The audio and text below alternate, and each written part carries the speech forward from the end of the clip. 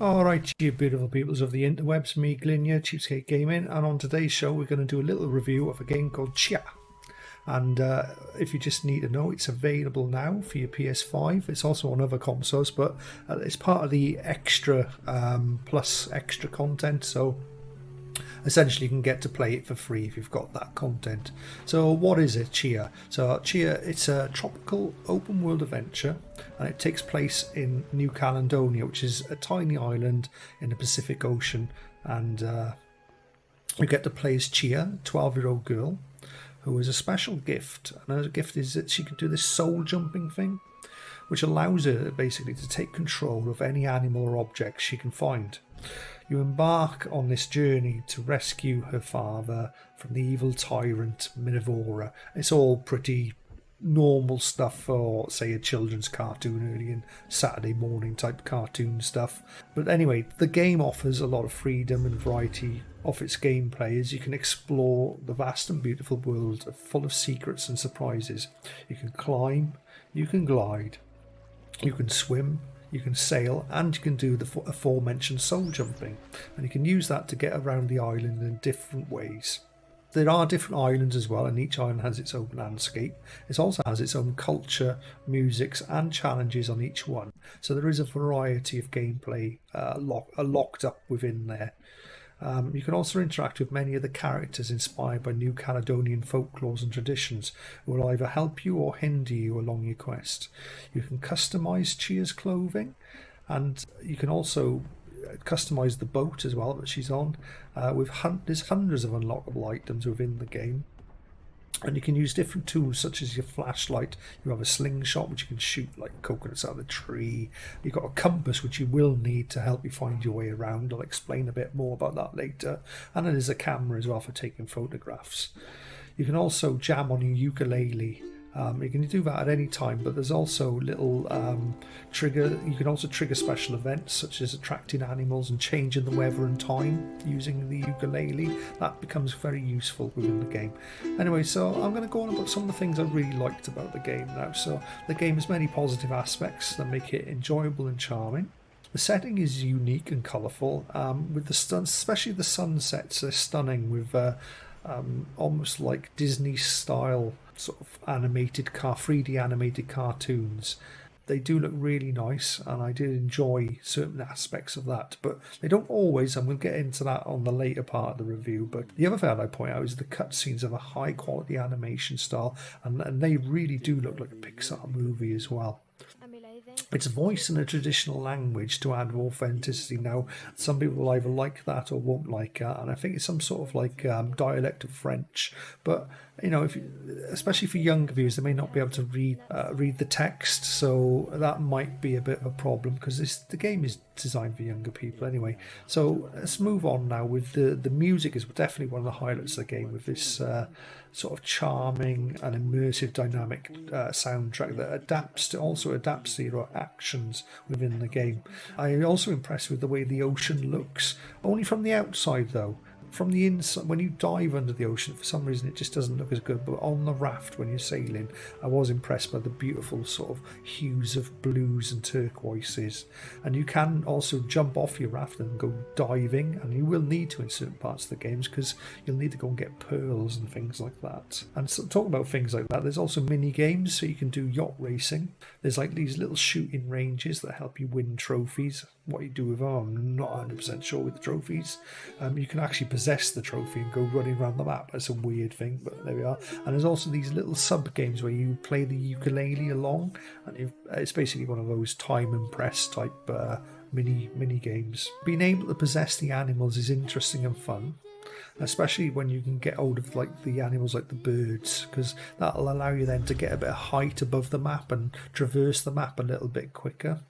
Apparently there are over 30 playable animals, and there's hundreds and hundreds of objects which you can possess, each with their own movement and ability. There's also treasure hunting quests which I quite enjoyed. You find this one piece of treasure and it leads on to the next, and they're done in that sort of Red Dead thing where they show you a picture and you've got to try and work out where it is, but fortunately it does mark the area on the map, so it makes it a little bit easier when you're first starting out. But some of them do get tricky. I didn't finish them all, but got about 7 or 8 of them done within sort of a couple of hours that I was chasing that particular quest. So when you do get some of those, they basically unlock cosmetic items for you to wear and things like that. Sometimes they unlock new tunes for your ukulele.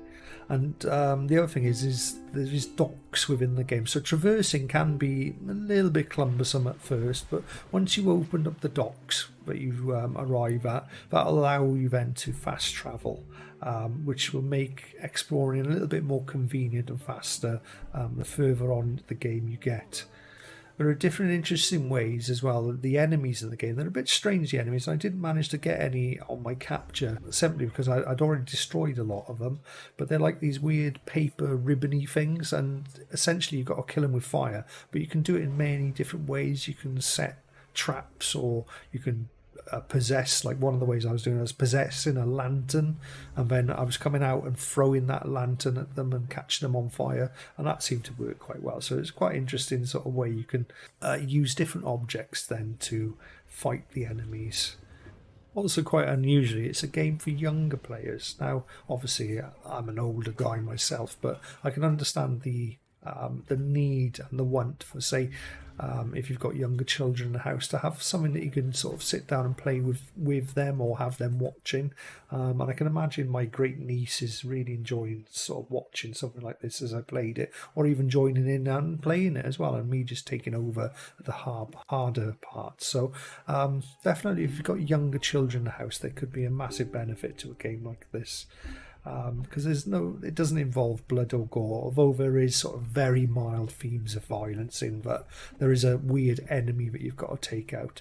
Anyway, so that's all the sort of really good things that I enjoyed. Now I'm going to sort of have to do the negative parts.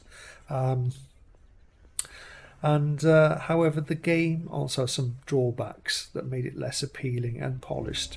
Sometimes the game looks bland, especially on close-up areas, and they look a little bit unfinished. The textures can be low quality and pop in late. There's definitely that little bit of popping, which breaks the immersion. That always breaks my immersion. Now, the big kicker for me was the game only ran at 30 frames a second on the PS5. I felt that was really disappointing for a next-gen console game, and there's just no performance mode offered. Why? I don't know, and that was a big deal breaker for me. Maybe with younger children it won't be such of a problem, and some people aren't as affected by the 30 frame versus 60 as much as others, but I'm definitely very affected by that, especially when you're playing on bigger TVs. That's how you really notice that. There's also a lot of collecting stuff, a little bit too much, and it's all over the map, but it does kind of feel a bit it does add to the frustration. Also, some of the collectibles means you've got to go backtrack as well, and that just can get a bit frustrating. Parts of the game can seem rushed or unfinished, and they definitely could have put some more effort in. Some of the quests are repetitive and boring, such as fetching items or talking to people. Some of the mini games are poorly designed or implemented, such as the yacht racing. It feels a bit clunky. The music playing, it sort of lacks that feedback. Possessing animals is just that. There's very little advantage apart from traversing the map. Being a bird and flying the map, that's all great, but when you've done it 30 times, it gets a little bit boring. It would have been nice if they could have had, maybe as an animal you could fight, possess a tiger, use it to fight the enemy, etc. But that's basically, once there is a bit where like you've got to possess dogs and dig up like treasures, but that also gets very boring after a while. Some of the animals are also hard to control, and they can also be a bit glitchy. It makes them frustrating rather than fun. The music in the mini games as well, this is what I'd like to point out. You're playing your ukulele, but the other music that's being played is so overwhelming that you can't actually hear the ukulele being strummed. So there's very little feedback that you can hear from your ukulele while you're playing it. And it really, if anything, the ukulele should be in the lack, should have overpowered the main music of the game. And the other thing I noticed is when those little cutscenes are on, you're so focused on the little corner of the map but you're missing the cutscene as well, because it tends to show characters dancing and just feasters, and the camera's going all over the place, but you can't actually watch it because you're so focused on what button you're pressing next. But that kind of annoyed me in my that could have been done better then, let's just say that.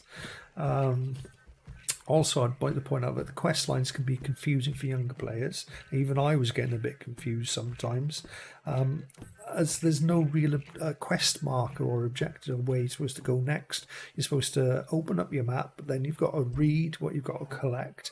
Then you've got to try and work out where the thing is that you've got to collect. Plus, you don't know where you are on the map half the time. So there's a lot of guesswork. And I really think that this game could have done with quest marker, especially as it's aimed at a younger audience. I know a lot of people are saying, you know, there's too many games are too easy, but this game is designed for younger people.